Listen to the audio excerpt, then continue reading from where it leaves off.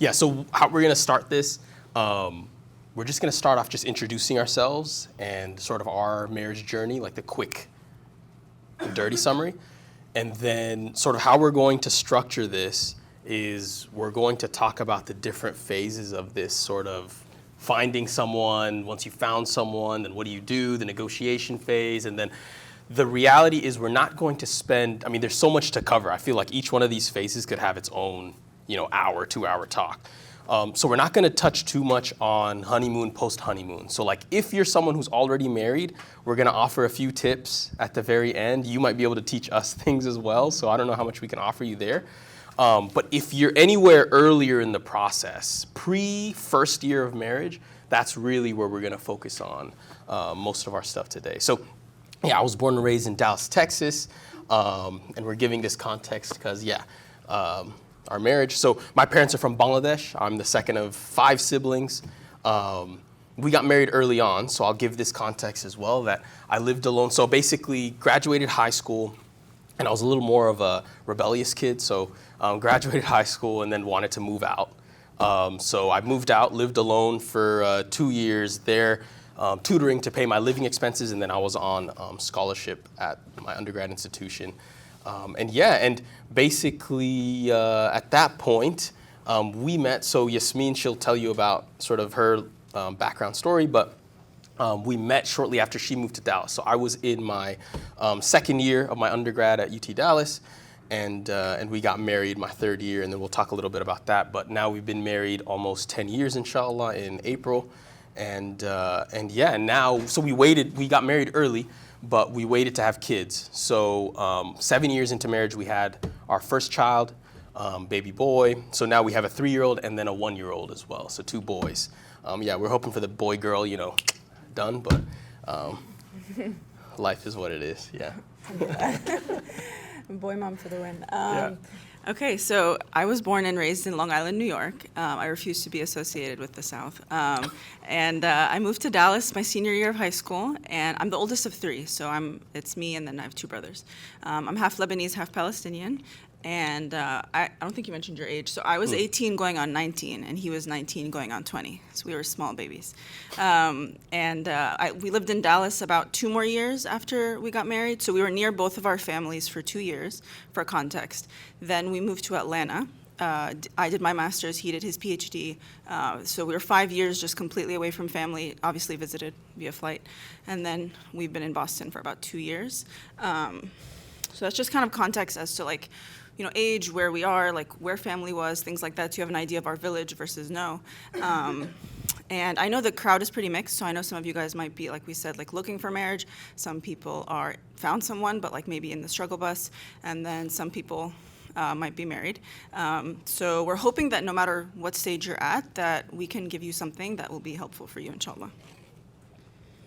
Nice. Okay, so sort of the first phase. A marriage is a combination of 2 people. And I think the first component you have to figure out is, are you ready to be a partner in crime to someone else? Are you ready to actually be a part of a union? And I think one thing I want to preface any of the remaining points that I'm going to make, I don't think you're ever really ready.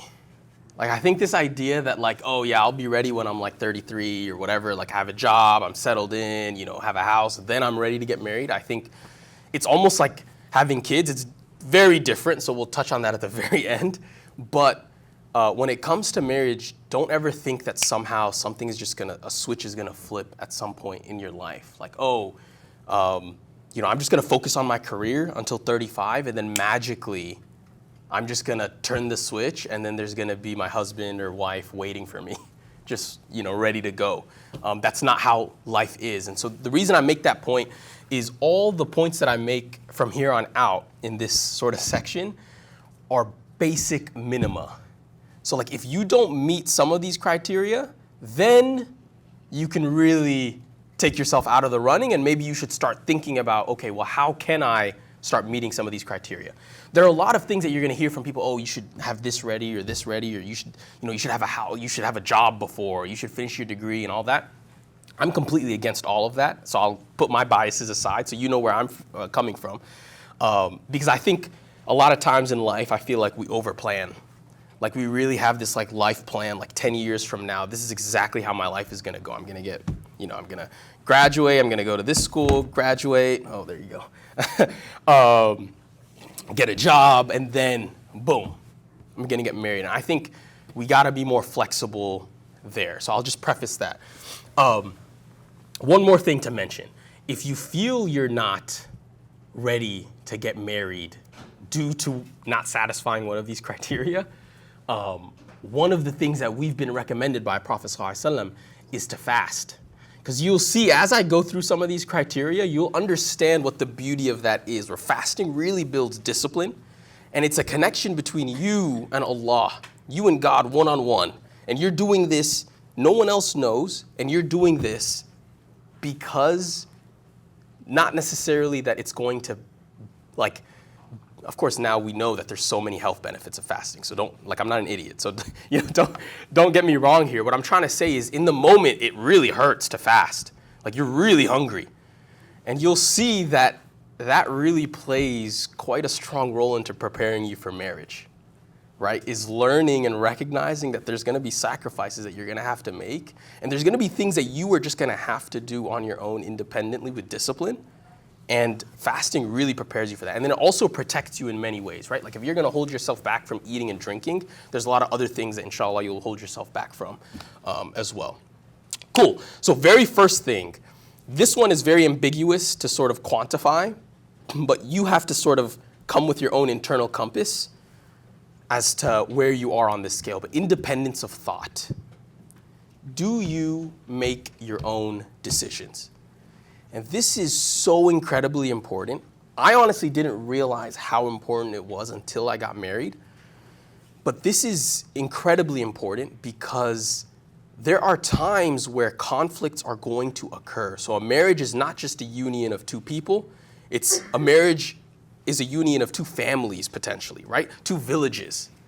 And if you don't know how to manage your village, this can be a nightmare situation for your spouse. If you don't have the independence of thought, your mom is in your ear telling you, how could your wife do this, and you don't know how to tell her, with all due respect, with mercy and rahmah to your mom, you tell her that, hey, my wife is gonna be who my wife is. If you don't have that capacity, yeah, you're done. So independence of thought is really critical. What sort of decisions do you make in your life that are really dictated by you? That's how I would quantify it. So like where I'm at right now in my life, let's say you haven't made those decisions. Parents told you what to study or whatever it is. Are there decisions now that I can make in the future that really I will take sole responsibility for? Like if I fail, it's on me. I'm not gonna blame anyone else. And if I succeed, alhamdulillah, it's from Allah, but I made that decision, right? I had the agency and I had the independence of thought to make that decision. Second, so what are some of the common, I'll just ask. I don't know if I'm allowed to, okay, yeah, cool. I'm just gonna ask, you can just shout out, what are some of the top reasons you think for divorce? Money, okay, miscommunication, money. In-laws, that's a good one too. Lack of intimacy, lack of commitment, exactly. Yeah, so some of the top reasons, you can look into it yourself. Lack of commitment. So that's like a very broad, vague one. Like, what do you mean by lack of commitment? And we'll talk about that later on when we talk about keeping the spark alive, but I think there's something to be said there for sure. Infidelity, right? So this is really high up on the list. And then exactly, finances, money. Money is a big stressor. And because hopefully you recognize how big of a sin infidelity is, you're not gonna do that, hopefully. Lack of commitment is something you really have to work towards. So marriage is a project, right? It's like one of those things, like just like a lot of things in life, it gives you, there's so much reward. Like it's such a rewarding feeling, like a really tough project. Can you imagine like you're working on a project that's gonna take you an entire semester?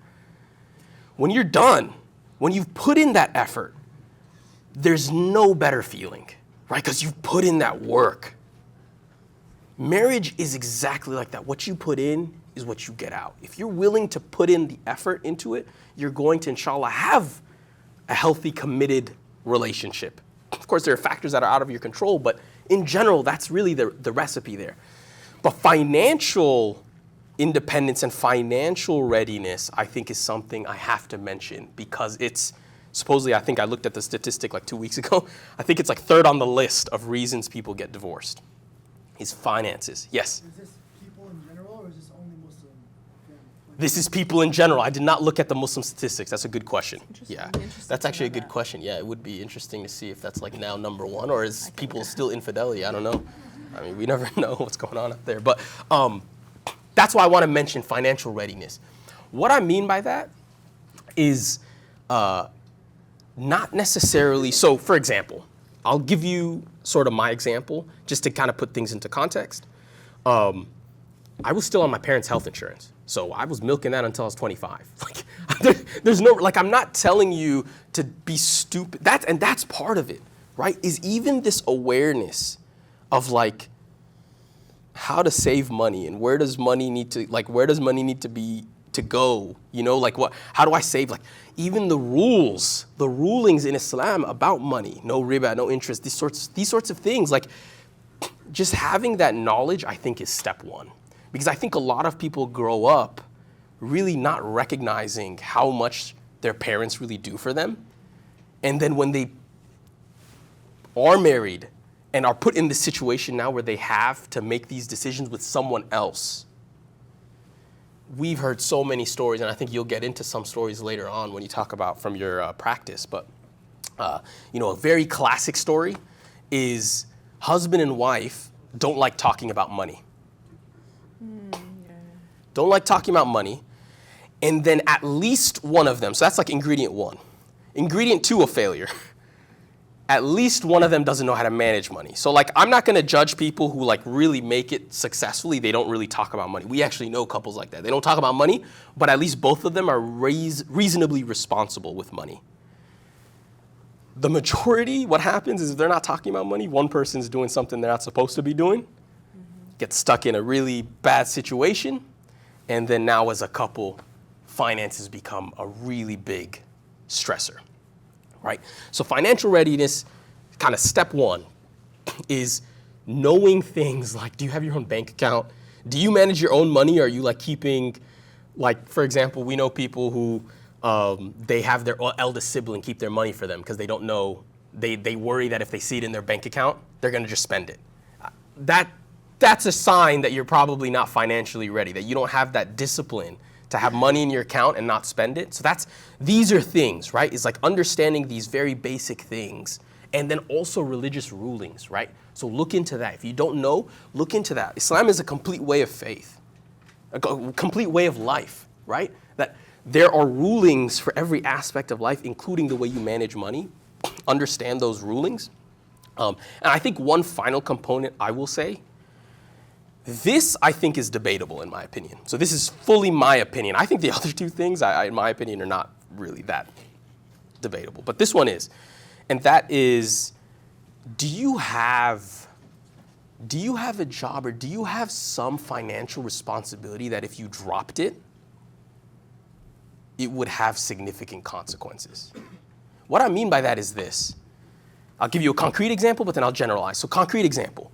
Yeah, I got married when I was 19, but a good thing that my dad did is he said, okay, if you want to move out, then, you know, we had this negotiation process, right? My parents didn't want me to move out, of course. My older brother didn't move out. So he was in college at home.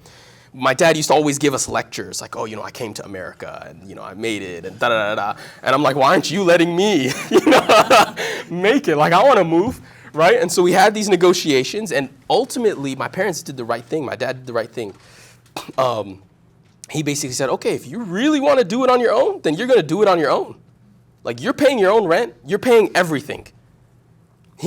At the time, before I got married, I still had a credit card just in case for my parents, but I was not supposed to use it unless it was an emergency. So I was really on my own. He was paying, like, car insurance. Of course, you got family plans, right? So, like, things where there was family plans, he's not just like, okay, you're really on your own. Because that's not even a smart financial decision. But everything else, my rent, paying my bills, all of that, I was doing all on my own. Why is that important? That means that if I miss tutoring, like if I don't tutor for a week, I might not be able to pay rent that month, right? Hopefully I have savings to do so, but you get the point, right? Like if I don't do that for enough months, my savings are gonna run out.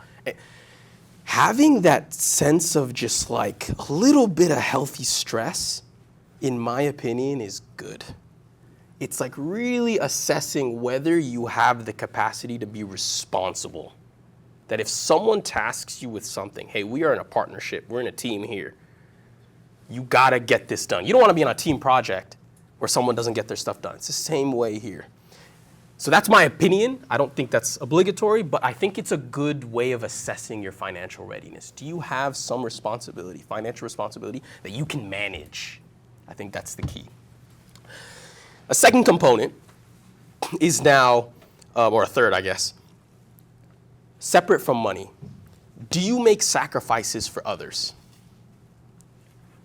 Do you have examples? I remember actually Yasmeen's dad asked me a question once.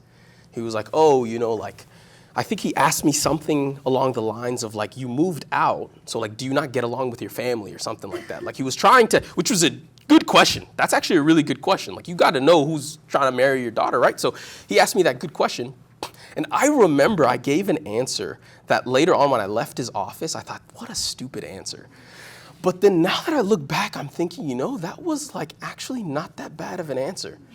10 years later. 10 years later, because I gave him this really dumb example of how when I go visit my family. So I first off told him, right, that like, you know, moving actually helped me appreciate my parents a lot more, in my opinion. But then I gave him this really simple example of how I still sacrifice for my family, which is, again, when you hear what I told him, you're gonna be like, what a stupid example, but you'll see what I'm getting at here. I would go home and I knew my mom hated when my brothers and sisters and me would take off our shoes and just leave it there without like putting it in the closet or putting it away. I knew that. So when I would go home, now that I appreciated my parents more, I would take that extra step not only to put my shoes away, but if I saw my brothers and sisters' shoes, I would put their shoes away. And I tell him this example, and I have no clue what he was thinking at the time. But that's the crazy thing, is like sometimes in marriage, it's those little tiny things that make all the difference. Like, I don't care if my shoes are sitting there. It's not like I'm gonna trip or anything, and no one's gonna trip. All my mom's kids at the time were so, like, we were grown people at the time, right? Like, but doing that because someone else wants that from you, not because you want it from yourself. So you have this independence of thought. Alongside the independence of thought is your capacity to make decisions that benefit someone else. I think this is a bare minimum, another bare minimum criterion for being ready for marriage. And it doesn't have to be big. It can be as simple. So I don't want to discourage you. That's the whole point that I'm trying to make here, is like, these are bare minima. And if you don't see yourself doing this, maybe start, like intentionally, like if you're roommates with someone, do the dishes for once or something, you know, do something that really goes out of your way for someone else. Can I say something?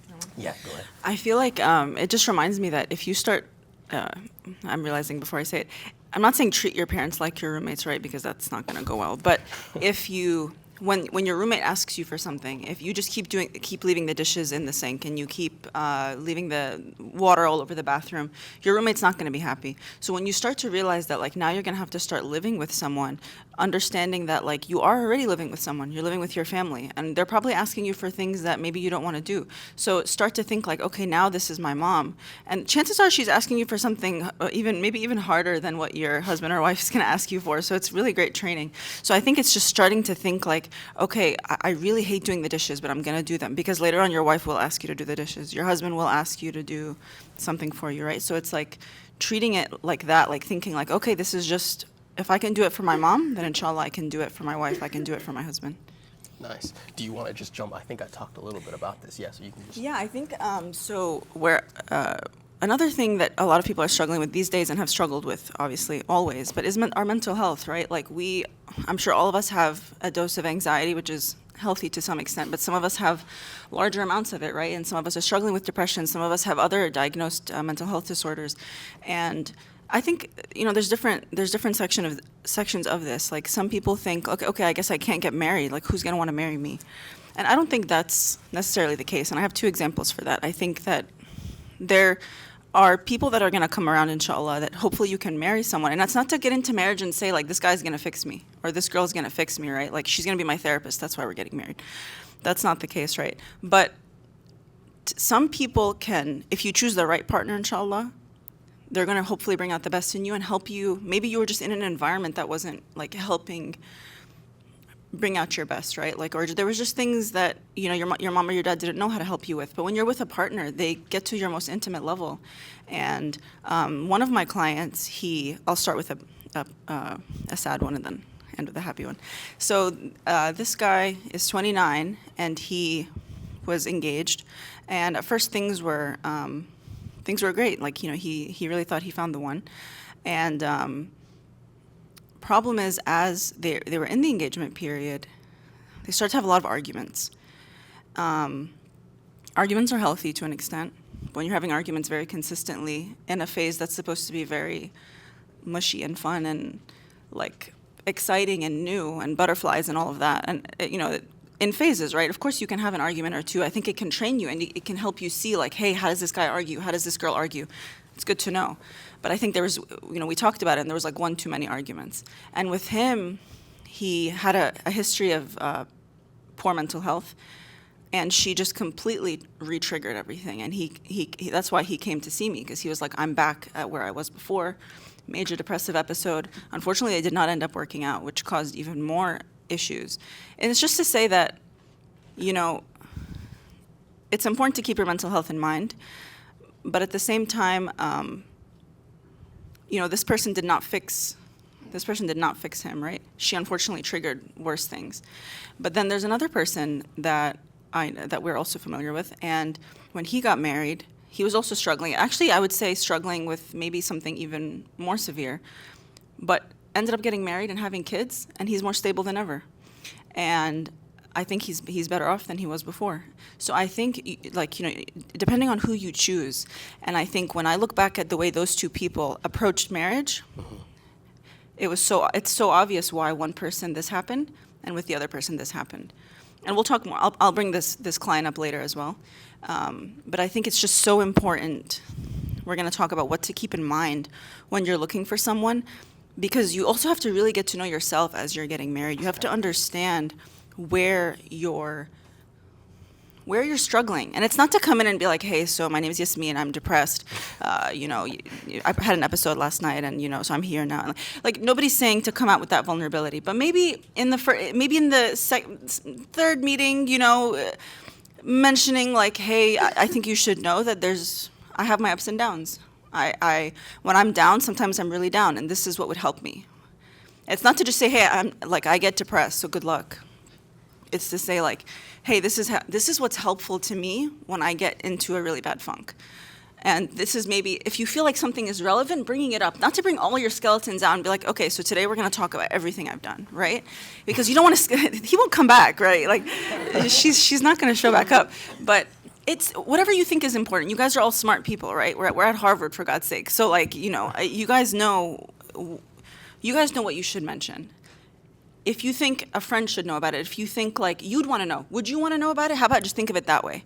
Empathy. Empathy is such an important thing that even as a counselor, they told us that's the golden rule in therapy is, can you be empathetic? So think about it. If a guy came to me and he didn't mention that he had these really bad episodes and he maybe had a past addiction, wouldn't you be upset? Wouldn't you be like, hey, you leaned me on, you left something out. This is something I would have wanted to know. So ask yourself that question and think, like, should I have brought it up? So mental health should not be, if you're struggling, because we're all struggling in some way. And nobody's saying you're not going to struggle later. It's assessing, is this person going to be able to help me now? And do I see that they're going to be able to help me later with my struggles, right? So vulnerability, of course, in doses in the beginning, but enough so that you feel like you are being honest, because as a Muslim, we're supposed to also be very honest with our future partners as well.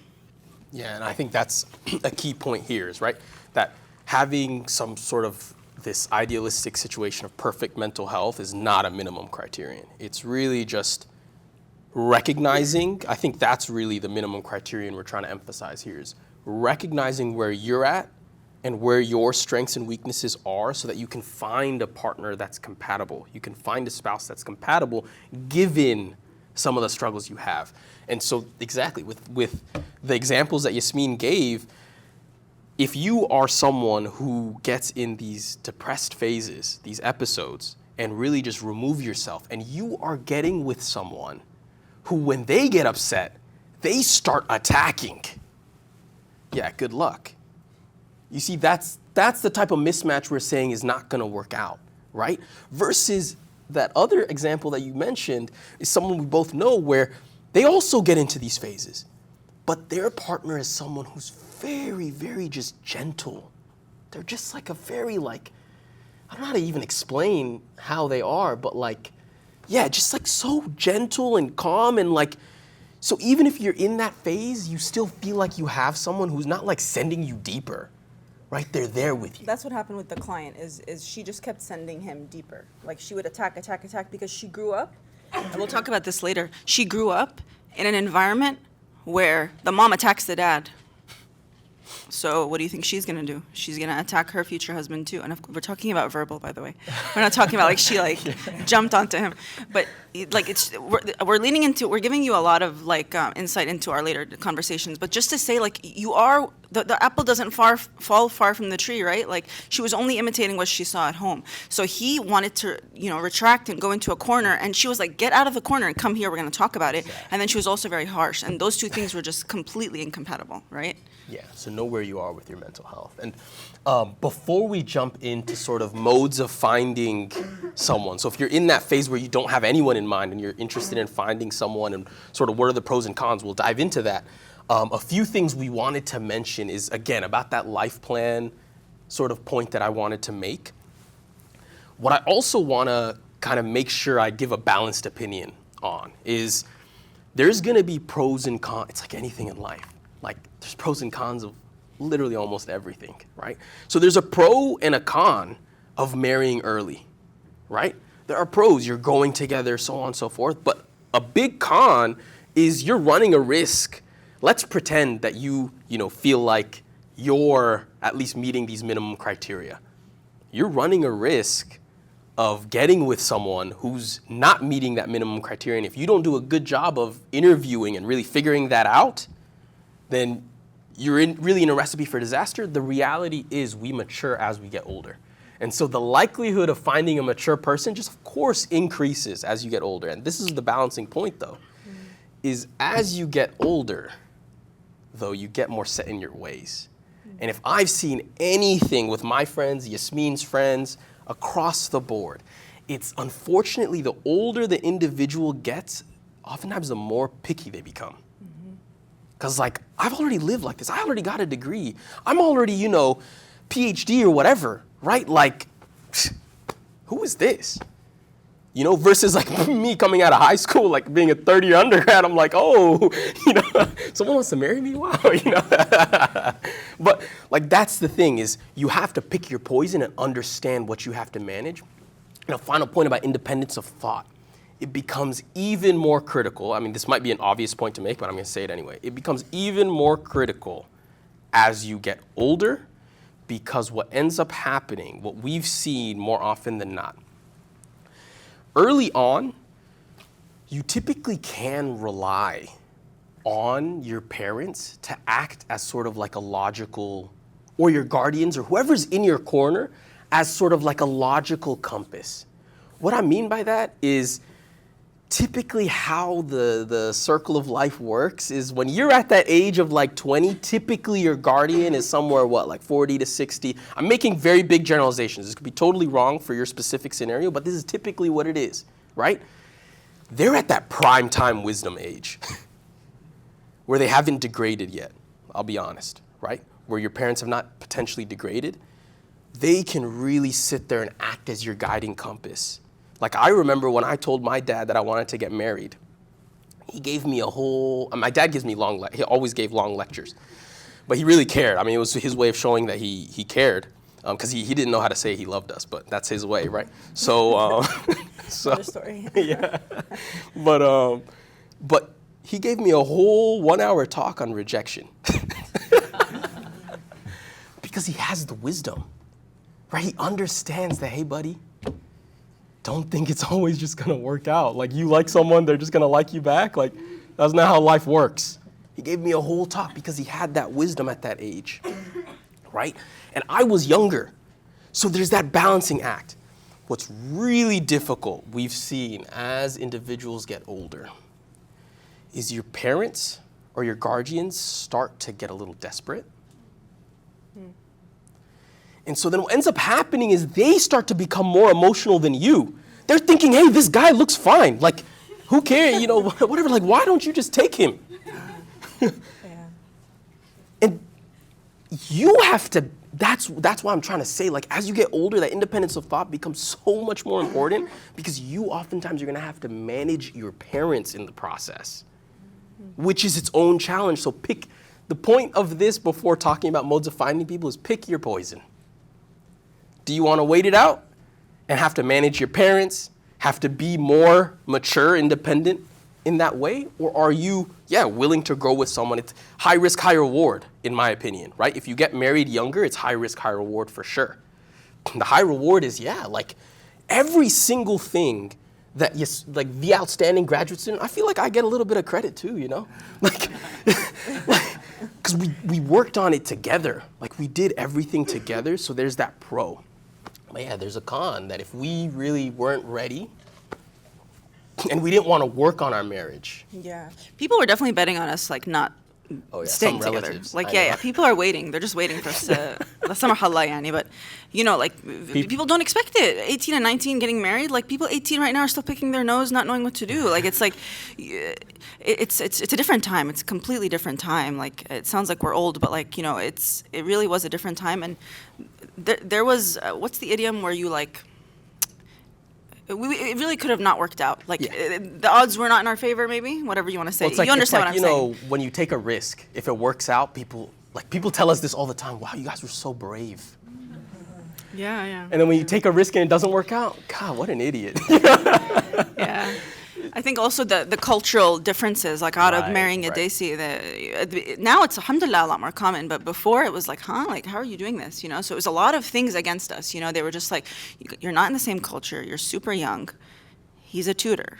Like, what, you know? Like, so, alhamdulillah, He's gonna give alhamdulillah. you a yeah. house? Yeah, exactly. So, pros and cons for sure, but also like I want to say one thing before we move on, is when I look back, of course, if I got married a little bit later, I definitely would have had more opinions. I would have had more of a say in this and more of a say in that, because opinions are good in one way, right? And then there's too many opinions. Like maybe I would have not done so many things, but then now I've been able to grow and I've been able to figure out more about myself, but I'm finding myself with him, you know what I mean? So you have to decide like where you're at, and if you feel like you're at a place where you can grow with somebody, or if you feel like growing with someone might hurt too much and you need to grow individually.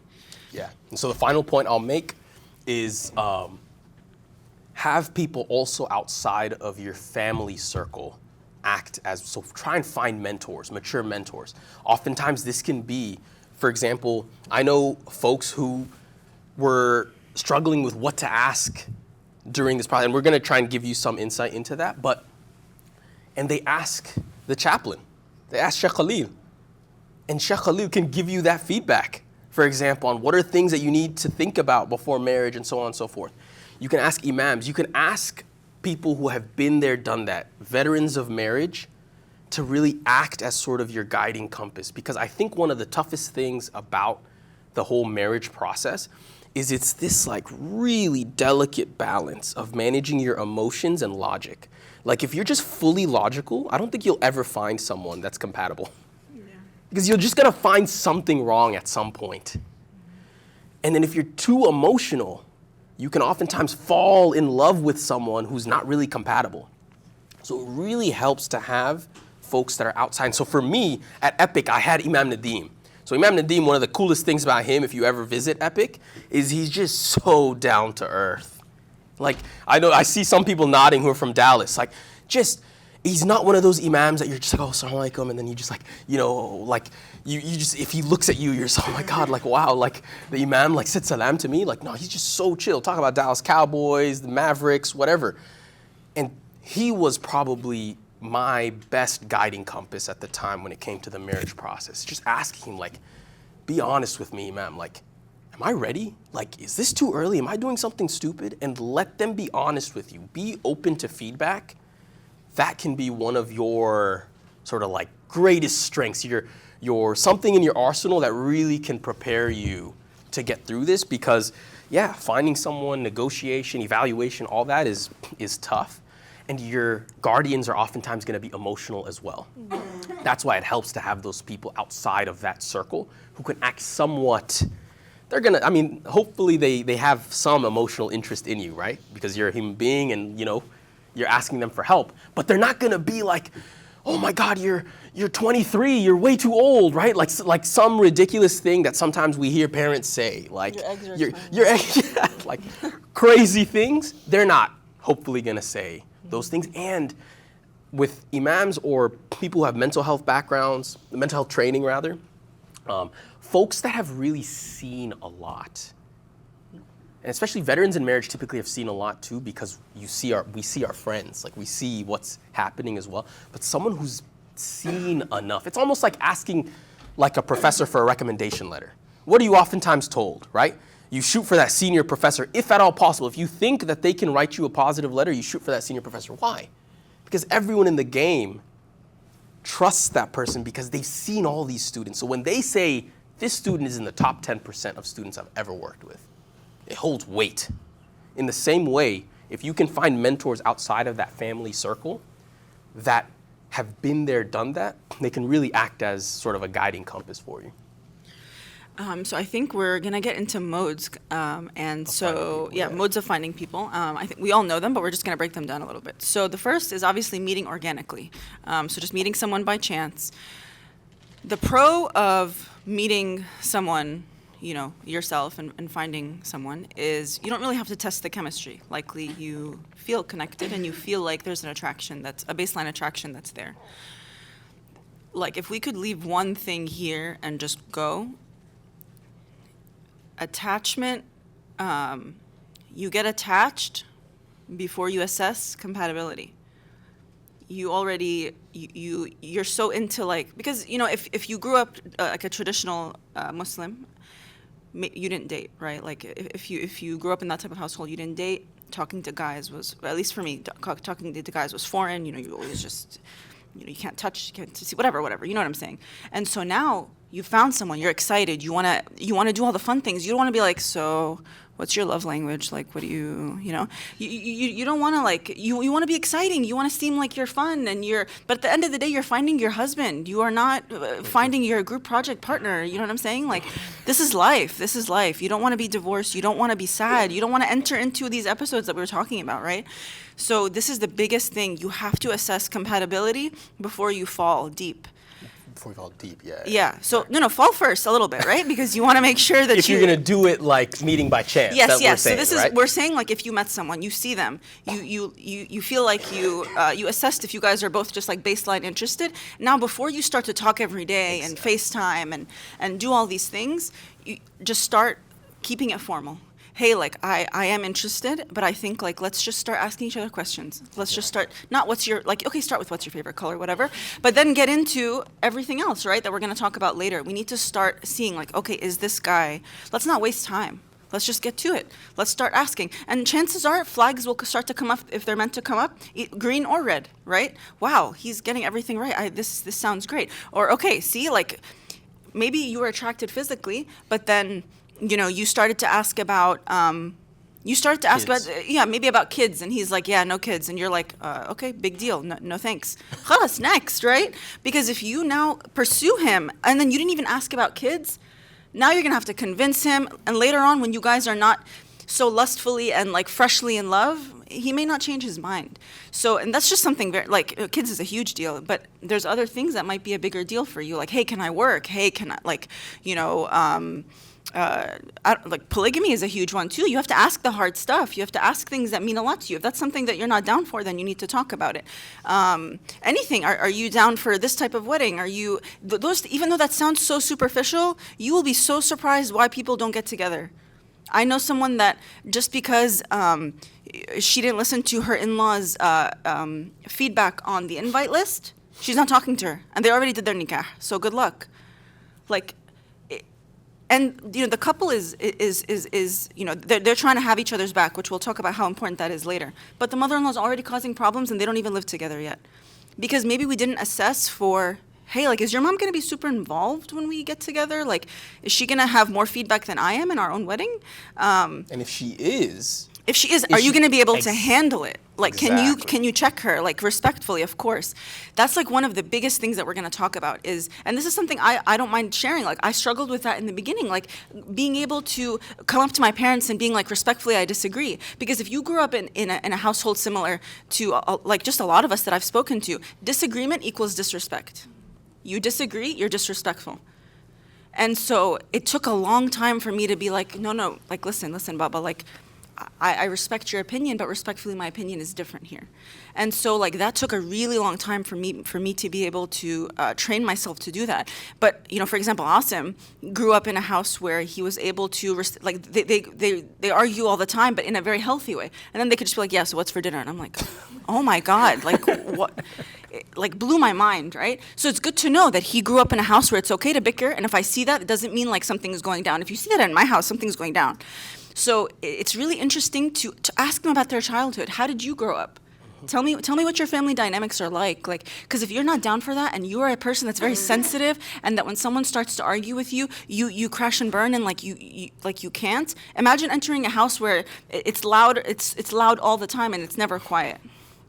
That's going to be really triggering for you. You have to understand your triggers, right? That's kind of where, like, the mental health stuff comes in too. Are you triggered by, like, yelling? Did you grow up with a lot of yelling? And, like, more yelling is just going to cause you to fall further into sadness or just anxiety.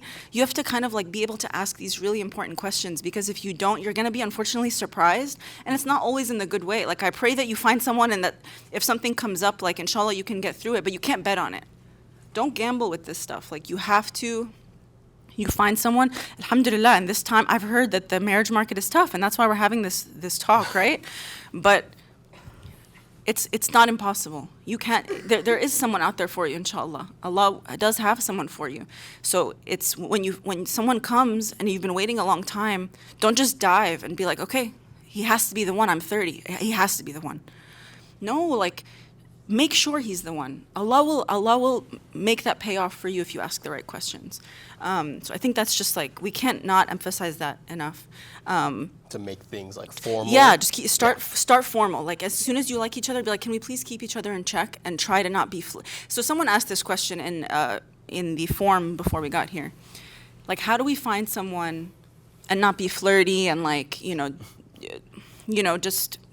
I don't know what the word is, but, like, just trying, like, being very friendly, like, trying to, immature is not the right way. How do you say, like, how do you approach it in a mature way, right? Like, because, like, if you start to flirt and you start to do those types of things, you're going to likely fall into haram, because now you've opened that door. When you open the door to someone that has not talked to a girl in a long time, or has not talked to a guy in a long time, that can get very sticky and tempting, because you haven't had it, and so you're just like, oh, this is kind of fun, but, like, we should probably be talking about more serious stuff tomorrow we'll talk about more serious, like, this is stuff that happens, you guys. Like, I'll bring up a client and then I'll have you move on to the next one. There's a client that I have that she's been through the apps. She's having a really hard time. We're actually gonna go into apps in the next one, and she has been through she's tried so many times, and this guy he was talking to 6 other girls. This is Muslim client, by the way. Alhamdulillah, most of my clients are Muslim, and it's amazing.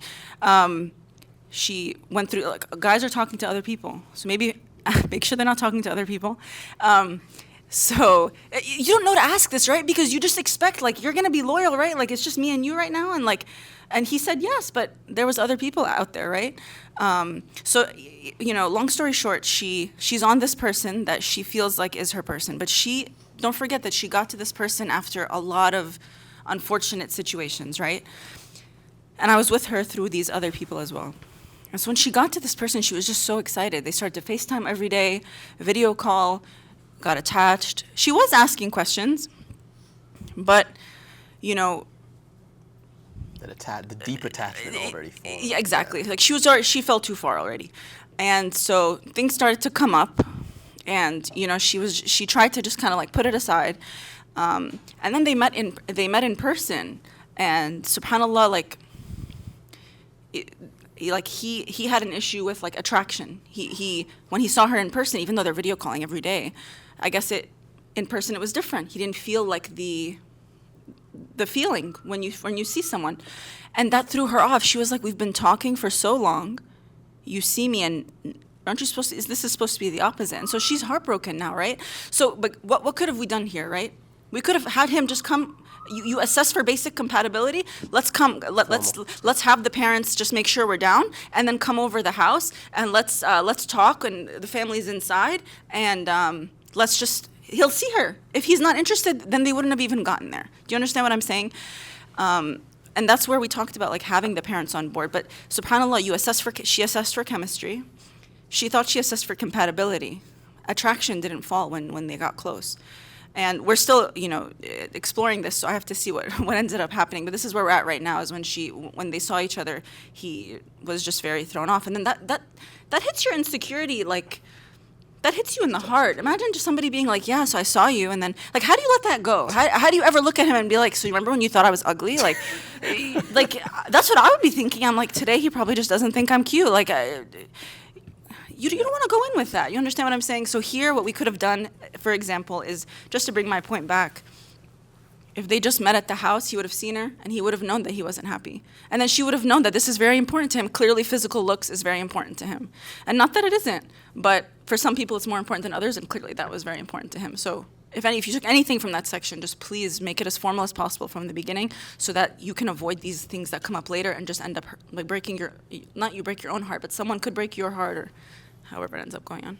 Yeah. And so switching over to the apps, there's sort of this dichotomy now, because in the finding someone by chance, you're in this situation where, quickly you can assess chemistry. So that's like the summary of the past mode, right? Is you can quickly assess chemistry, but really the way to manage your risk, because like you got to think about marriage like it's almost like an investment, right? In a way where like there are so many risks. Any choice that you make, you just have to figure out how to manage those risks, right? And so the management there, risk management, was as soon as you find chemistry, you make it formal. On the apps, I think one of the challenges, so a pro of the apps, the app approach, even doing it the halal route, by the way, there is a way to go on the app's halal route, but, well, there's some challenges there. But I think the pro is that there are many options. So you now have this, all of a sudden, people you would have never ran into in everyday life are coming across your screen. The cons, I think y'all would maybe know better than me, but from talking to friends who've been on the apps, I think the cons are, there's a plethora. I think the problem with having so many options on both sides is then you naturally find it hard to commit to one, because you're always in this, you have this thought process. And, like the idea of the one, I think is really overinflated. Its importance, I think, is overinflated in our culture. And what I mean by that is you can have a soulmate. I'm not saying like, so again, another opinion, right? Hot take. I think the one exists, but I will say that I think there are many people who could be the one. I know it makes no mathematical sense, because I think the one you have to build together. Like, even someone who checks off all the boxes, you can get into, and if you don't put the time and effort, they're no longer gonna be the one. Marriage is not like this game. It's not a search algorithm. It's not like, I just gotta find the one and then strap in, we're ready, boom, done. We're gonna live happily ever after. It's not like that. The challenge, though, is when you're presented with so many options, then you feel like, oh man, like it is a search. It's a game of search now, that which one is the best. And so you're trying to evaluate all these options, and it can be really time-consuming, depressing. And I think one of the tough things that I saw from observing different friends go on the apps. So like, we're trying to be real in this halaqah, right? We're gonna be real here. There are certain people who are blessed in certain ways and maybe not so much in other ways. So like some people are just physically, they're more attractive to the opposite gender, right? To the opposite, to potential matches. And there are people who maybe are just not so much, right? Like, I don't know how I would survive on the apps. I'm 5'7", so. But you get the point, right? Like, there are certain people who are going to have a lot better of a time, to be honest. And you know what ends up happening is, and you can look into this yourself, right? In our preparation for this, there's clear statistics that people can show you where what ends up happening is because people have so many options, they become, especially what tends to happen. So again, generalities that may not apply. What tends to happen is women tend to spend more time actually evaluating potential candidates on apps. Now, what ends up happening is because of how apps are often designed, you see looks first, and then you scroll to see info. There's actually been research literally by a lab that's next door to mine, where if you just flip that, you end up getting far better outcomes, but we'll not talk about, like, show the info first before the picture. But fine, apps are gonna show the picture first. And so what ends up happening is the guys that end up being liked the most on the apps end up getting their sort of ego inflated and now have multiple different options to look through. And so it encourages promiscuous behavior, unfortunately, right, on the guy's side. And on the girl's side, then in that situation, you may feel heartbroken because you felt like you were talking to a guy and like you were trying to keep it formal even, right? Like on the app, you're just trying to evaluate marriage. And there's some gray area there that we're not gonna get into religiously, but if you're really, there's a really interesting story that I remember learning about when I was a kid where there's a companion of the Prophet ﷺ who saw a sister that he really thought was beautiful. And so he said, "You are the most beautiful woman I've ever met. I would like to marry you." Get right to the point. But this gives you an idea of like the level that's okay. Like I think sometimes culturally we're taught like we're not even supposed to talk at all. But look how, this sister was brilliant, by the way. What she did, she then goes, she's like, "Oh, but what about her behind me?" And he looks. And she's like, "All right, you're not the guy for me. You shouldn't have had to look." Quick, formal assessment. Right? Like, is this guy gonna be looking at other girls or not? Right? I care. I don't want my guy to be looking at other girls constantly. If I care about that, I'm gonna move on. Right?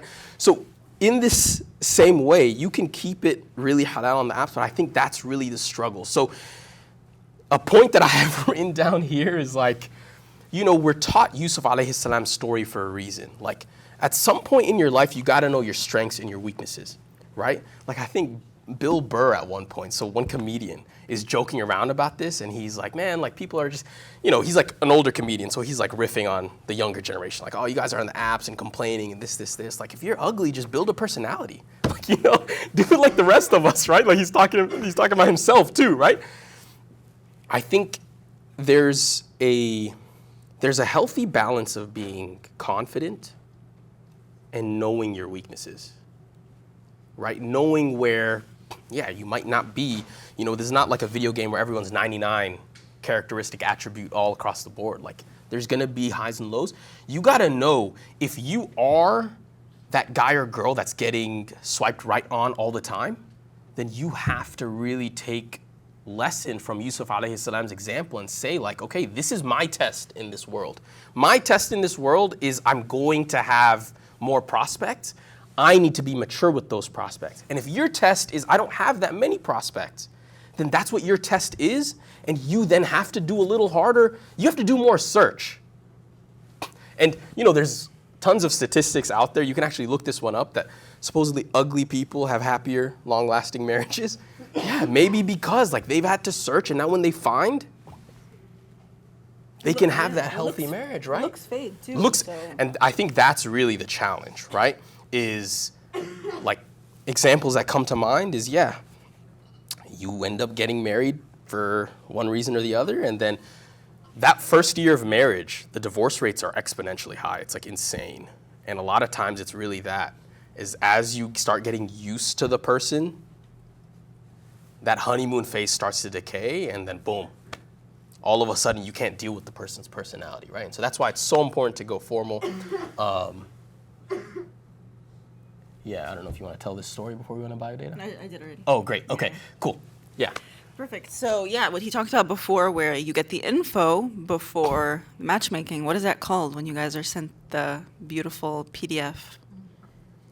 Biodata. Yeah, biodata. So I actually didn't know this term because, I don't know, Arabs didn't talk a lot about biodatas. I don't know if there's another term for it, but I just didn't hear about it a lot. Did someone say something? No, we don't. We don't have one, right? I didn't know it was either. I was like, this is genius. Like, why don't we have one? We should call it something different. But anyways, yeah, so biodata. So someone else is matchmaking for you. I'm sure we all have our feelings about that, especially when you've been on the market for a minute and someone just keeps sending you things and you're like, Mom, like, I can't even look at him. And you're just like, and she's like, but, you know, whatever. So the thing with this, what's great about it is you now have objective information first. Yeah, before you haven't seen him yet. You just want to see if he's compatible on paper or she's compatible on paper. Let me just make sure that this passes the check. Because imagine you see the picture like we just talked about, but then the paper stuff doesn't match. But now you're clouded because you've seen the picture. So here, at least you have your information first, and you're less focused on looks. Because then maybe when you see the picture, you're like, okay, you know, like We can work with we that. can a little haircut, and you know, yeah, we can fix it, you know. For the guys, I don't know what the relevant is, but that's what I'm thinking about. So, like, you know, you can go from there, right? Because now you've objectively seen that you like his his stats basically. And on those biodata too, by the way, people usually write like what they're looking for as well. Yeah. So you feel like, oh yeah, this aligns with. Yeah, and they tell you a little bit about their family, I think, right? Exactly. Yeah, so you get to know like what their family's from and maybe their education background if that's important to you. So the plus here is like you literally have like Compatibility. what do you call those people? The person that wingman. You basically have a wingwoman or a wingman helping you out, right? Pros and cons with that because they don't always bring you somebody that's a great match. But that means you have support. You have someone looking out for you and is constantly sending you people, or hopefully constantly sending you people. Or pros and cons to that, but you understand what I'm saying. Yeah.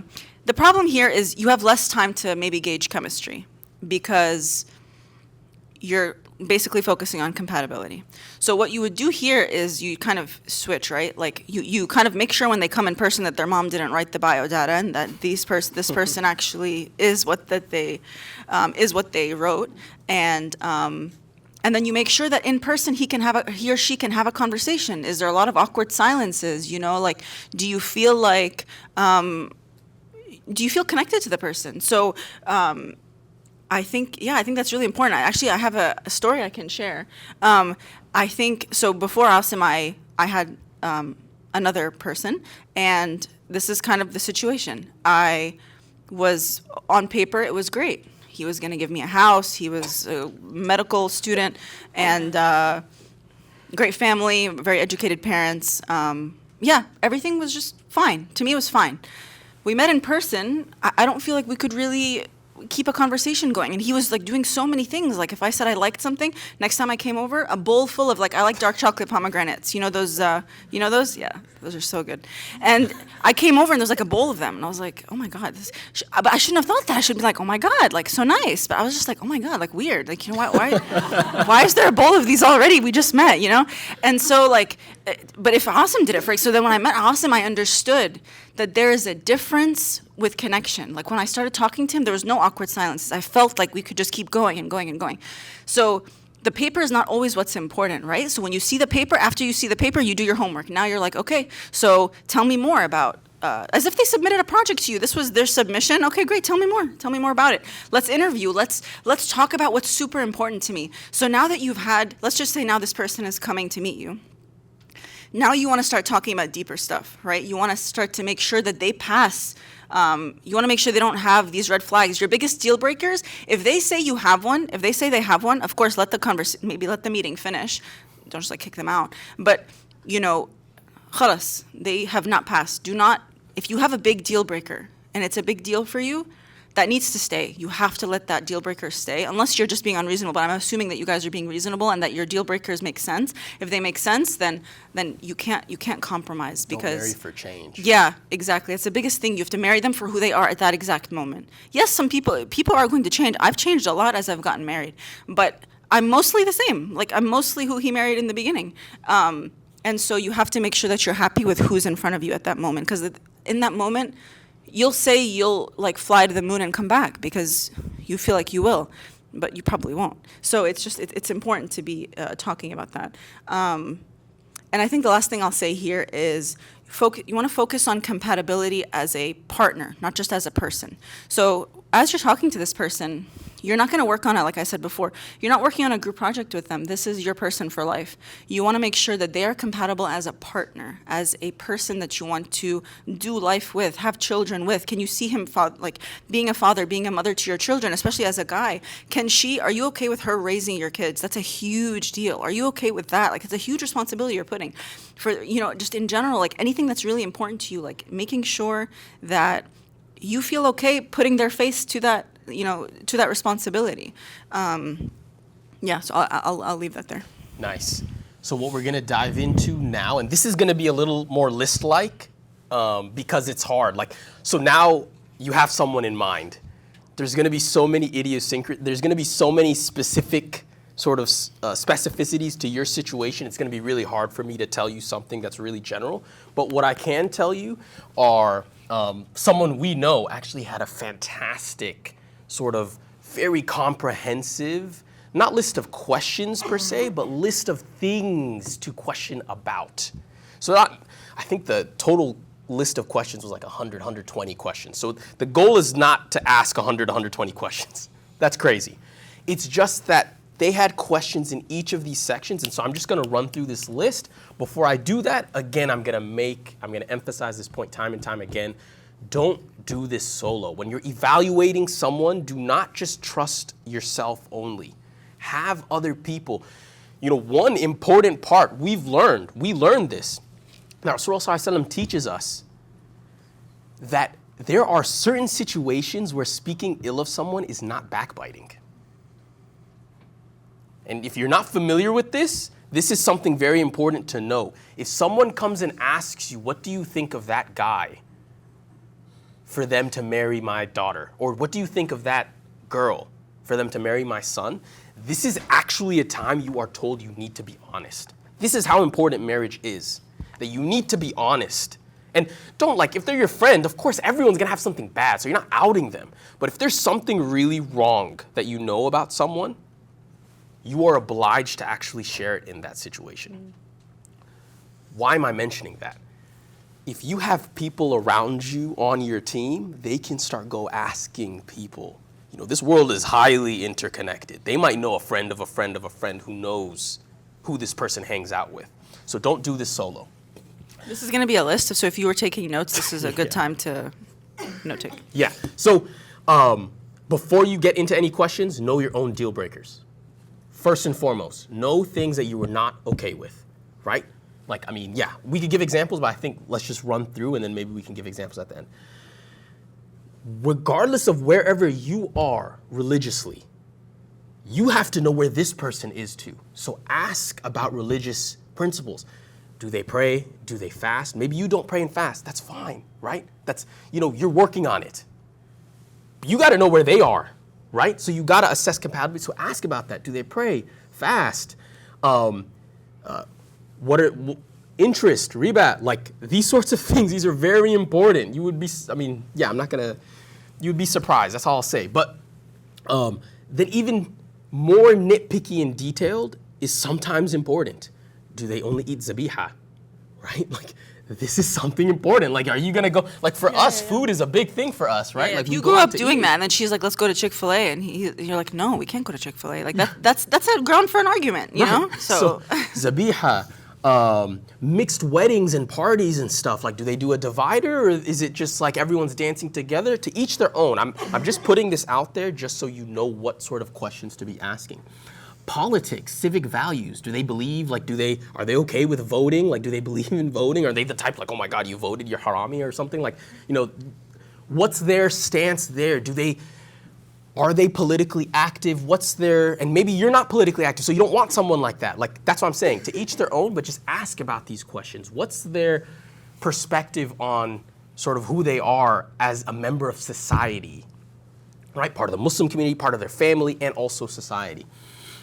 Health, chronic conditions. So, we were talking about the other side of things where, for example, you're evaluating yourself and being honest with yourself, like what works. Well, hey, at the end of the day, like, you gotta watch out for yourself here. If you're trying to evaluate someone, you don't want someone to pull one on you, right? So ask. This is the time to be asking. Like, do you have any illnesses, chronic illnesses? And maybe that's not a deal breaker for you. And so you find out, and now you know what to expect going in. That, okay, this person has this condition. Cool, I'm happy. At least you ask. So mental and physical health, ask about this. Who do they hang out with? This is another good category. Who are they hanging out with? Friends. Do you know any of their friends? Like, if it's someone from like your community, like, start asking around. Like, who are your best friends? Who do you hang out with? Like, what do you do for fun? One of my best friend actually, one time when he was evaluating someone, so he actually did it well on the apps, which is kudos to him. Like, doing it the halal way, finding someone, I think that's really an achievement. But he actually met with, so he was the type, once he figures out, like, we can message and actually have a decent conversation texting, let's get this formal ASAP. Let's meet. And that's one thing, by the way, like, if you agree with our stance here, right?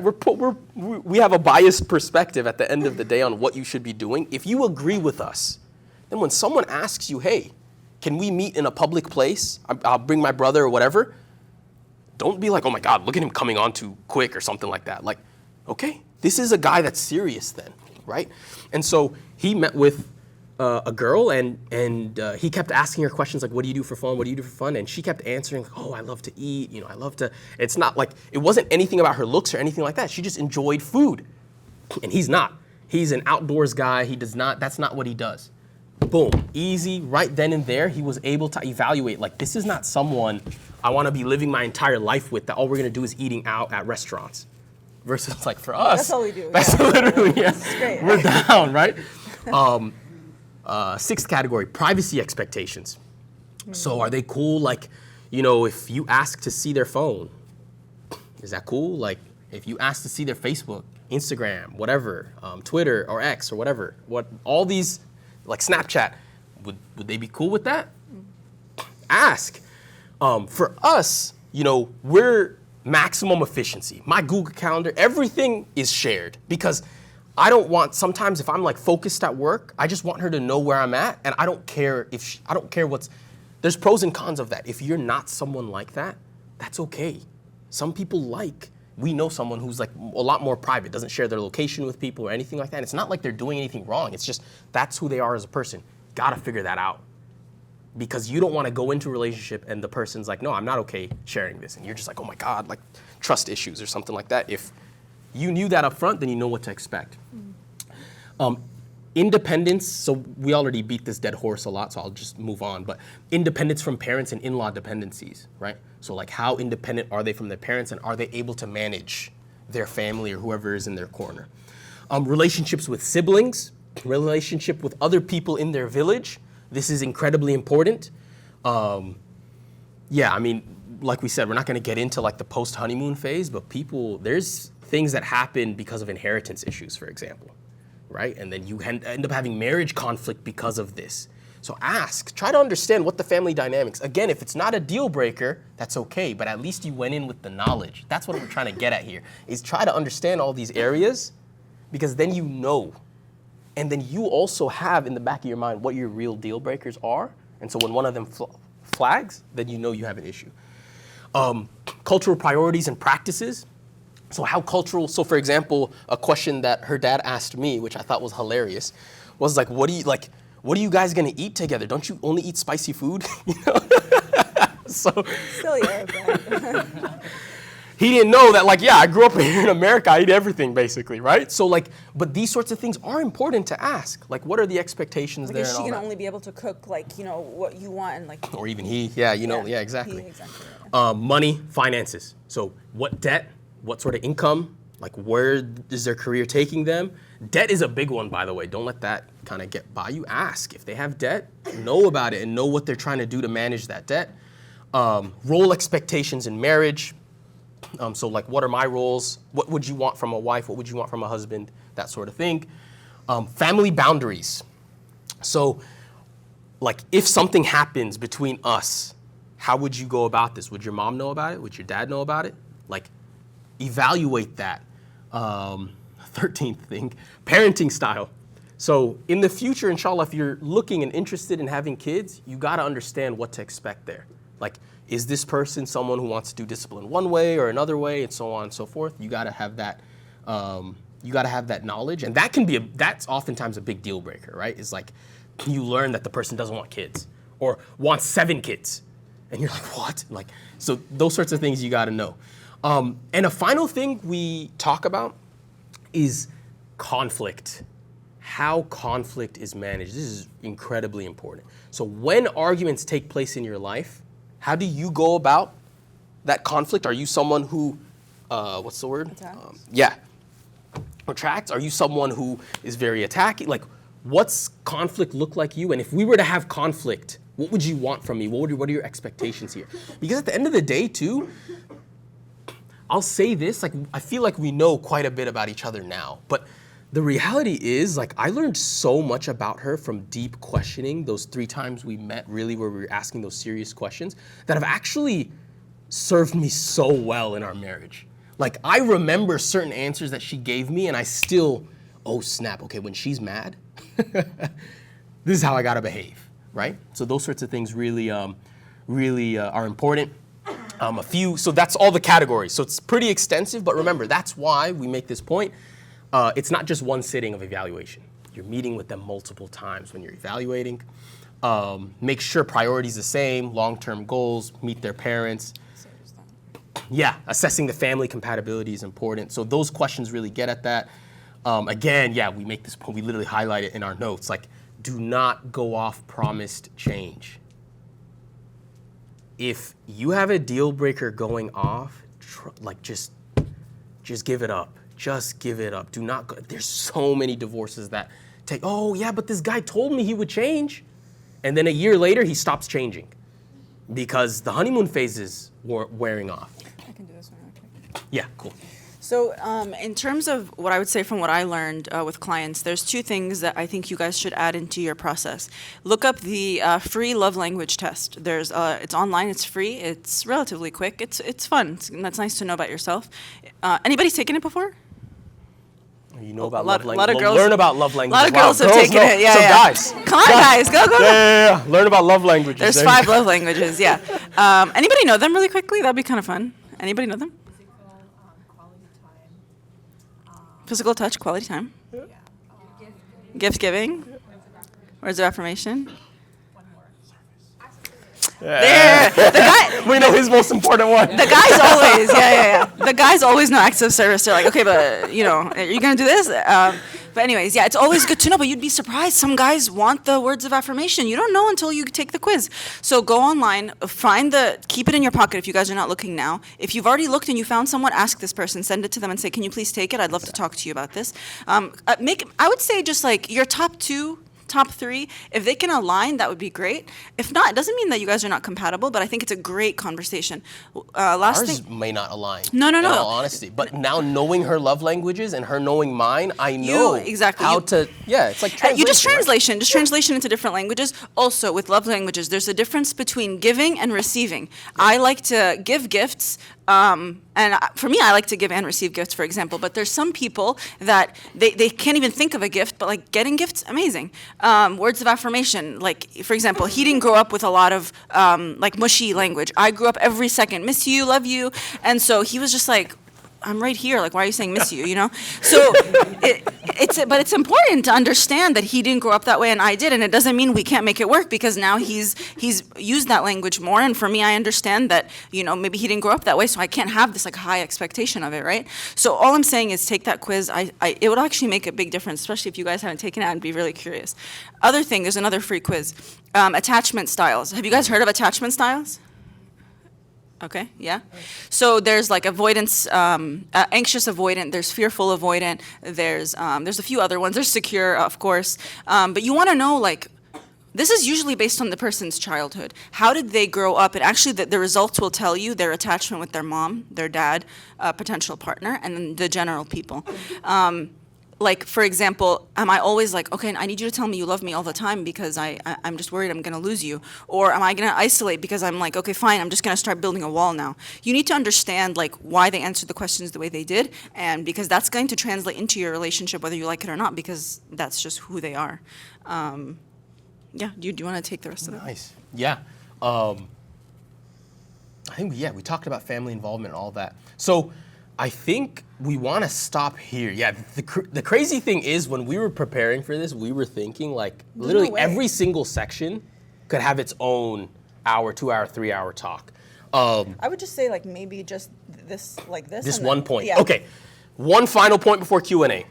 The next phase would be if you now found someone and woohoo, yeah, like everything seems compatible, the chemistry is there, and physical attraction. So it's like 3 things, right? Physical attraction, at least some, and depends on how much you prioritize each of these 3, but some combination. Physical attraction, compatibility, chemistry. Now you found someone, just know that if you have conflict early on, this is not like some like bad sign. Like conflict tends to be highly inevitable at this stage. Early on, there's a lot of negotiation that has to happen. What does the wedding need to look like? Who's paying? This, all that. If you start having conflict, don't feel like, oh my God, this is like a bad sign. This is actually your opportunity while you're still in the honeymoon phase to really test, see, does that person really stick with me here? Right? That's so key. Do they stick with me in these conflicts? And sort of going so on and so forth, where it's like, hey, like, we can actually train on how we want to do conflict here if I have disagreements on how the wedding should look like or this, that, and the other. But that's super important to just kind of put that out there. Yeah, I'm glad you mentioned, because I think some people think like, oh my God, we're having fights about the wedding. Is this like, did I marry the wrong person? Like, no, like literally we had, going up to the wedding, like, especially different cultures, different That's why we call it negotiation, yeah. Onboarding, right? So it's like, it's natural. But that's a huge test of like, okay, so now the mom wants this, how's she going to deal with it? Or the dad wants this, the dad's saying this about paying or whatever it is, and how is he going to deal with that? Whatever it ends up being between the families. And I would just say that the last thing we'll say here. Yeah, right. Yeah, that, and also just deal with your own family. So if something comes up, I think we said this already, but like if you have a problem with his mom, don't go up to his mom.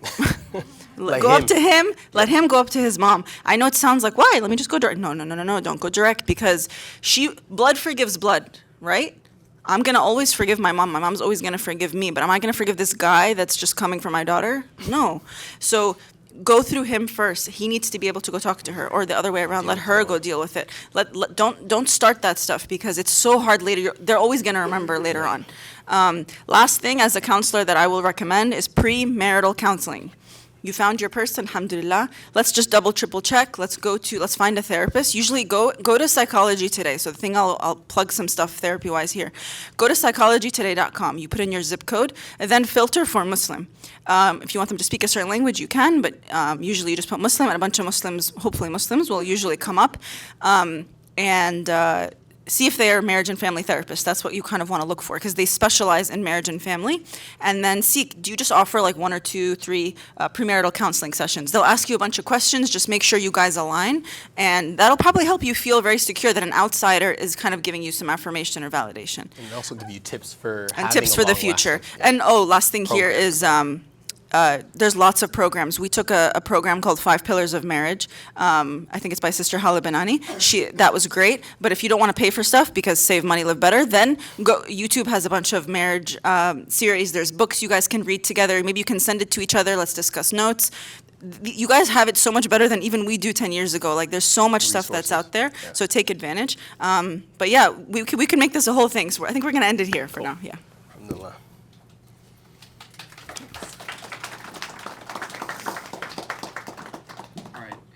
Inshallah, we're going to open up Q&A for around 10, 15 minutes. If you have to go, go. Just go. But these are all the questions that so okay. far we did that already. And read out the question first, and then. Yeah. So someone asked, what are some example questions for evaluating a potential partner in terms of spiritual values and relationship with deen, you can ask about, I think you start with the 5 pillars. Like literally think about how Islam is built up, right? 5 pillars of Islam. So ask about fasting, praying, so on and so forth, and then kind of build up from there where you could ask, what is something that you're working on as a Muslim? What's something that you're struggling with that you're working on? And maybe you could give them a little bit of comfort there by saying like, hey, like I'm not trying to search for something here. I just want to know. And maybe you can even volunteer your own first to make someone comfortable, right? I'm struggling with this. So the next one that I think we should do is how do you navigate a cross-cultural marriage? So I think here it's really important to figure out how important culture is to that person. For example, to me, I love my food as a Arab, but that's basically the extent of my cultural as a Arab person. I'm not like you have to do this and you have to do that. That's not how I grew up. But for example, my family is a bit tied to their culture. So I tell Asim, like for example, when he was coming to see me, hey, if you show up empty-handed, they're gonna kick you right back out. You need to come with something. Make sure you look this way. Whatever's important to your family as just a regular family and as a either Arab family, Desi family, whatever type of family you are, you need to understand what you grew up with and what your parents always talk about. See, she showed up, she didn't bring anything. Obviously, that's important. They need to bring something. So for me, it was always about make sure you look good when you show up and that you bring something. So those were cultural things that, for example, in the beginning, I just had to let him know. Exactly. So know the culture that's important to your family and then make sure that person knows about it and then make sure they're willing to, as a person that's not part of that culture, that they're open to speaking that language. Same thing with love languages. Make sure they're willing to do that for you as a wife or as a husband. I'm willing to do that for you. I'm willing to bring something. I'm willing to look my best, text your parents this, whatever it is, but you have to understand what your family likes and dislikes. Yeah, I think that's perfect. Do you want to do... I think this is a good one. So how do you handle the uncertainty of where you could potentially be settling or where you want to settle as a couple after graduation, right? Or some next big career step. That's where you really just have to ask the person dead center. If that becomes a deal breaker for you, right? Like actually for me, that was a deal breaker for sure. If someone were to tell me that I'm not willing to move at all, it would have been over. Because I knew I was moving from Dallas at some point for my education, for my career, right? So ask that question, make sure that they understand what the expectation really is. And yeah, I mean, that's how you handle the uncertainties. If you're in that situation, make sure they're okay with it. And if you are in the situation you're not okay with uncertainty, then make sure you ask about that. And be disciplined with yourself about those deal breakers. I think you should, let's do this one. But I think, so one I want to mention, I was taught that it's very important to make sure that my parents do not live with or interfere with my new life with my wife. How do I make sure those boundaries are created and respected? So this is definitely a hot take for sure.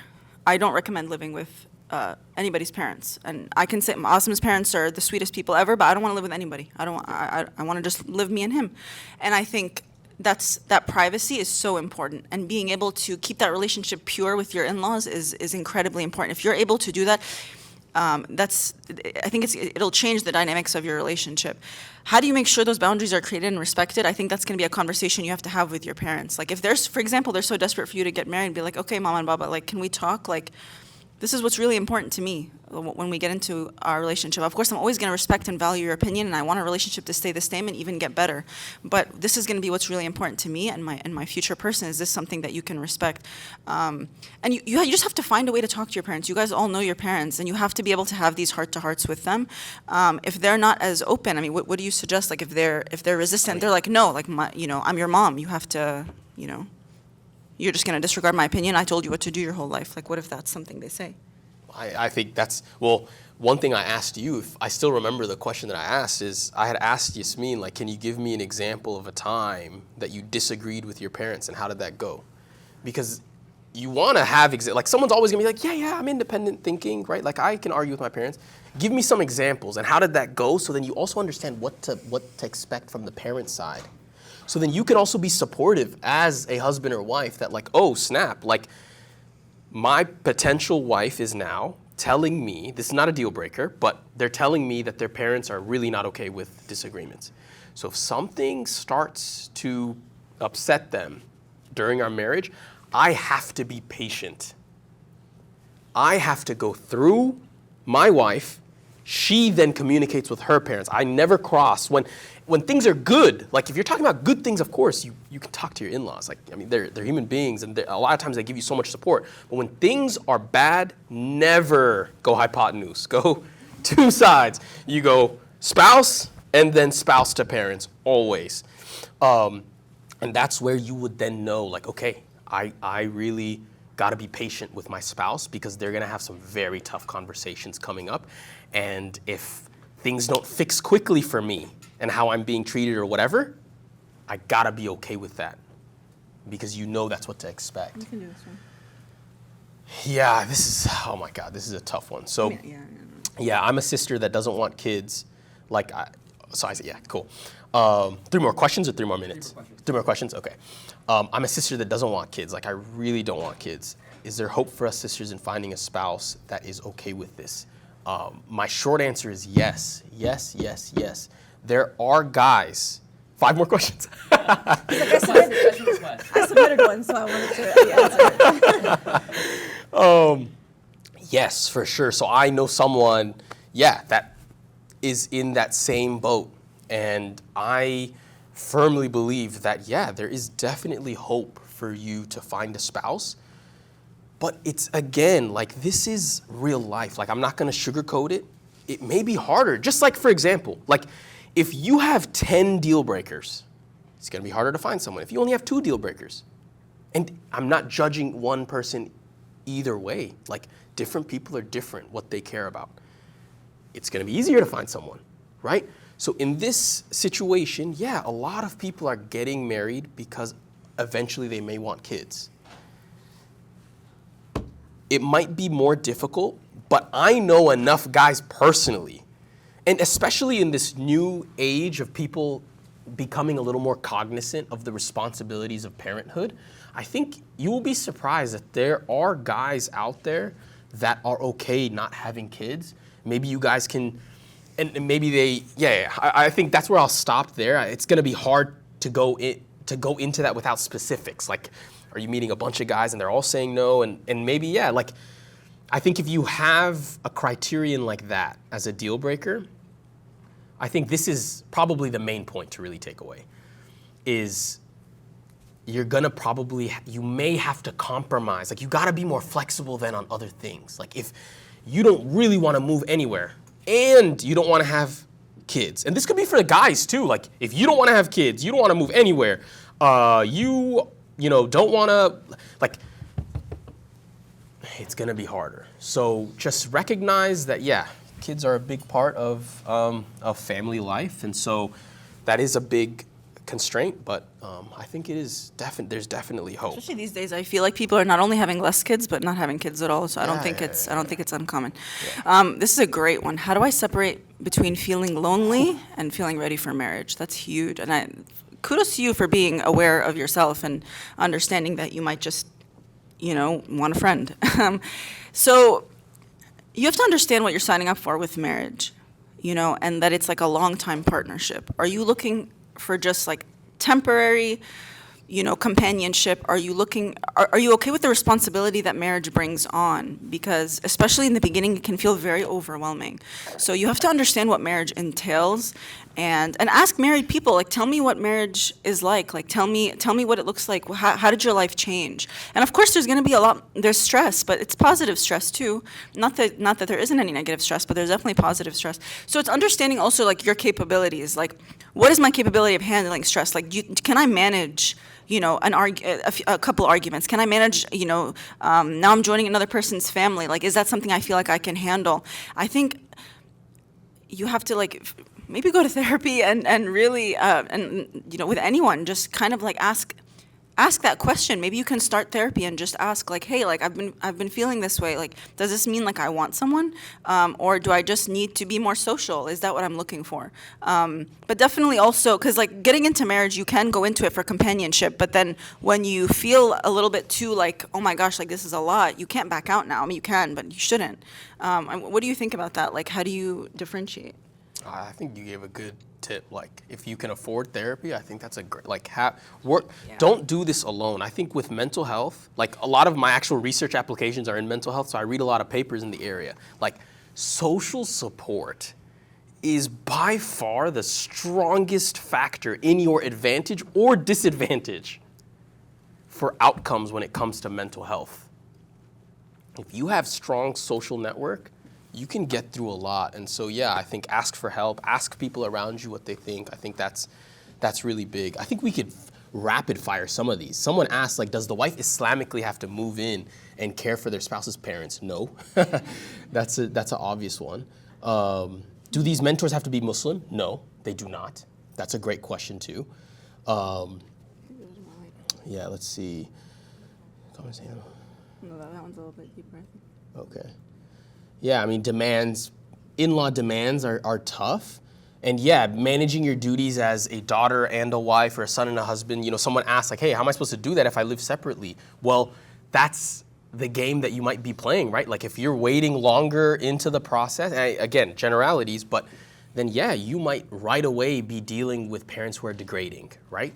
And so that's where you ask the question to your spouse, to potential spouse, and say, hey, I don't want this to be long-term, but my dad or mom is severely ill. So like I would not typically ask you to move in with me after marriage, but I need to take care of my parents. So how do you want to navigate this? And when you get a good answer, then you know, okay, that's someone who you can work with. And if it comes out of the blue, right? Like you've already found someone and then it comes, I mean, it's a good test to see who this type of person is, right? Like, yeah, we knew that we were definitely not gonna live with either of our parents afterwards, but yeah, if all of a sudden, you know, something happened to, yeah, I would be down. Like we could move. Yeah. That's not a big deal. Maybe we can end with this one. So basically, like if someone has been on the app for a while, they're talking to multiple matches at the same time to see which ones are actually serious or compatible before they speak exclusively to one, simply due to the nature of the apps, yeah?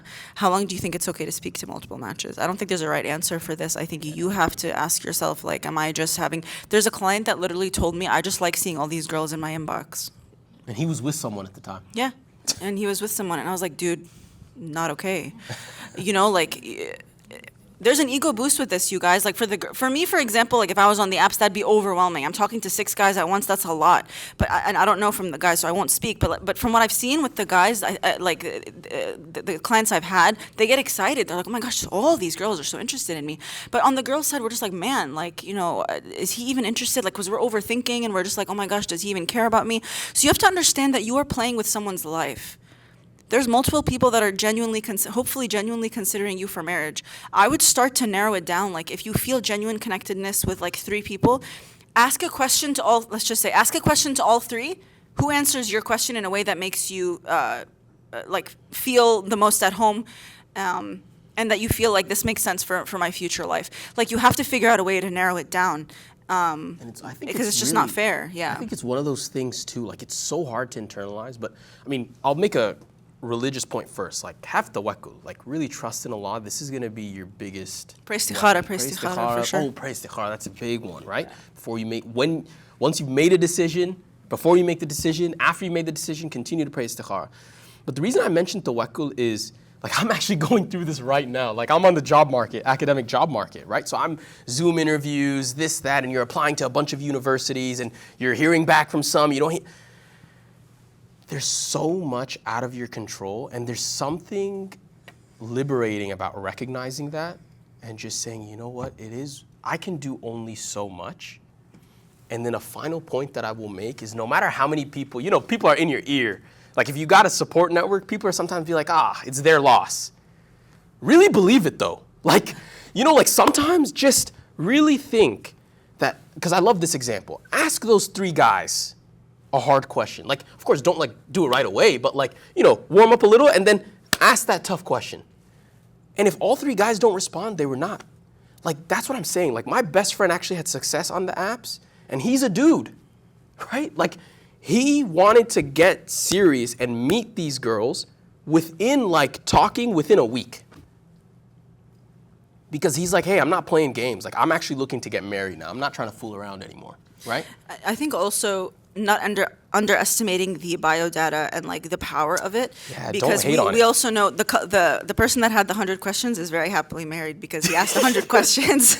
And he went the biodata route. He went the biodata route, and they like when I tell you, I feel like they just like They're they like just so in love. picked them from the trees and brought them together, and like I've never seen someone And they so didn't connected. even meet naturally. That's what we're trying to So get don't across. Don't underestimate the way that Like- Allah will send you somebody. It doesn't have to be through the app. Like it's okay to take a break from the apps and Ask see your what the parents for help. You know? Yeah, Like, it's okay yeah. because it does work out, you guys. It really does. Not all of them, but like Yeah. we've definitely seen some success. I think we're gonna get kicked out. So I think I think like if you guys want to talk to us later or like Yeah. reach out to us, I think it'd be great. I think the last thing also is I'm sure you guys are curious about the cultural aspect. Someone asked like, do you guys recommend intercultural marriage? And for me, I think you have to assess, one more time I'll say, you have to assess the other person's culture, how attached they are, and how cultural their family is too. If their family has a huge influence on them and is going to continue to drill the culture in, and that person doesn't want to, or is like, fine, yeah, we're going to do that, and you're not down for it, then that's where there's an issue. But like, for example, when I understood that Asim was not very cultural and I'm not very cultural,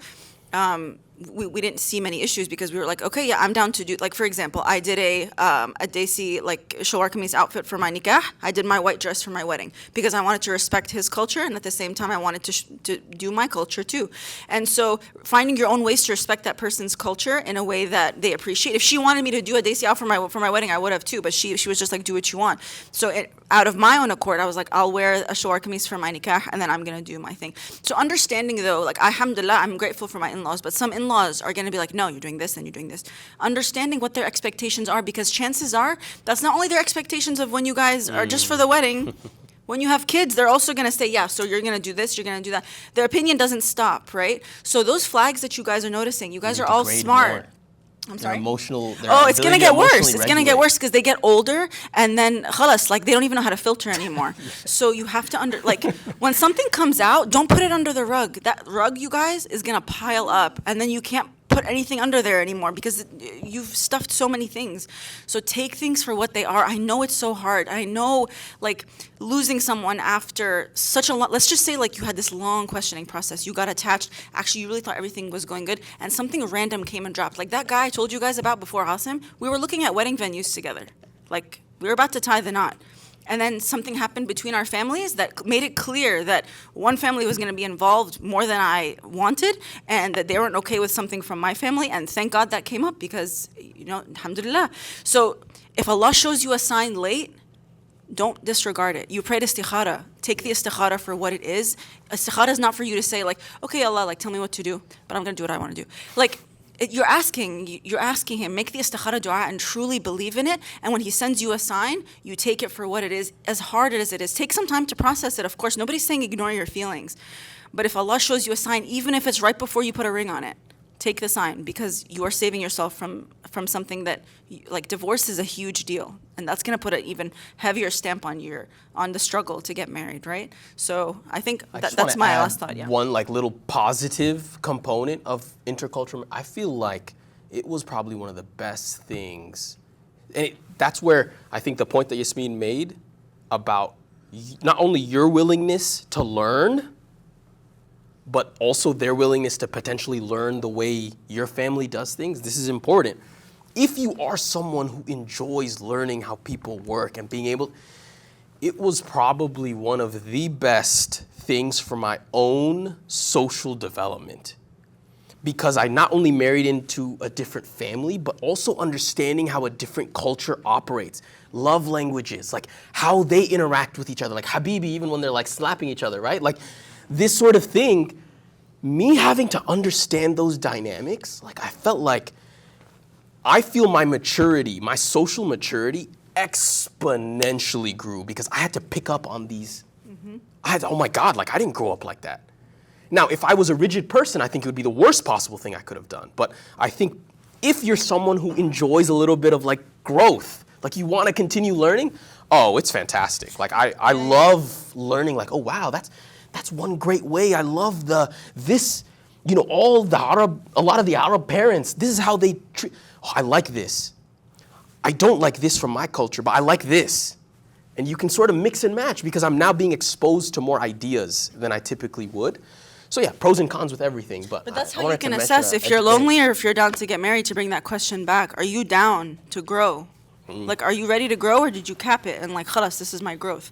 Like, you have to be ready to mold a little bit. Like, yes, you are, I don't know what a good analogy is, but like, yes, you are something, but then someone's gonna come and add a few things and you have to be okay with those additions. If you're closed and you're not ready and making any type of change is overwhelming, you're not ready, you're just lonely. So go to therapy. That's where we'll you guys had some really good questions. Yeah, I wish we could unfortunately, go through all of them. Yeah. But it's okay. We'll Yeah, round 2 next semester. Inshallah, yeah, for sure. All right. That's Jazakallah okay. khair. Thank Yeah, you guys of course, so much. of course. Thank you guys. And thank you to everyone for coming out tonight. Alhamdulillah, Al-Bustaan is a new initiative this semester. I started it with a friend. Over the summer we were talking. We wanted to kind of bring most of like the college community across Boston campuses together. I mean, there are so many college-age students at Harvard, at MIT, at Northeastern, at BU, at all these places. And as Muslim students, there's not a lot of us to begin with, especially in a time where Islamophobia is increasing. We see it in rhetoric across the news, across politics, across elected officials. I think it's more important than ever to actually meet more Muslims, actually have a sense of community, and have something that can bind us together through this time. And so, inshallah, I hope these sessions have been able to serve that. And if they have, if you've enjoyed, if you've benefited from the knowledge and from the community, please, inshallah, continue to come next semester, share the word, bring friends, bring non-Muslim friends as well, people, or just people interested at all. I think that's another huge element, because I think one thing that I've benefited personally from Islam is just the beauty of the ideas within our tradition, just the growth that you experience in your own self, in your own development from the ideas in Islam, and I think that is something that can bring all of us together. Jazakallah khair. Thank you guys so much for coming out, and assalamu alaikum wa rahmatullahi wa barakatuh. Oh, I have to make a shout out. HIF, Harvard Islamic Society, is hosting a winter banquet this Saturday. Nice. You guys, it'll be catered food from Tribos Peri Peri Chicken, and it'll be taking place in the Soch, which is like kind of a 15-minute walk from here. So everyone is invited. We're starting again on the 22nd. And inshallah, Al-Bustaan, this kind of lecture series is going to start again next year, January 22nd. Probably MIT, but we'll figure that out. All right. Jazakallah khair. Wa assalamu alaikum wa rahmatullahi wa barakatuh.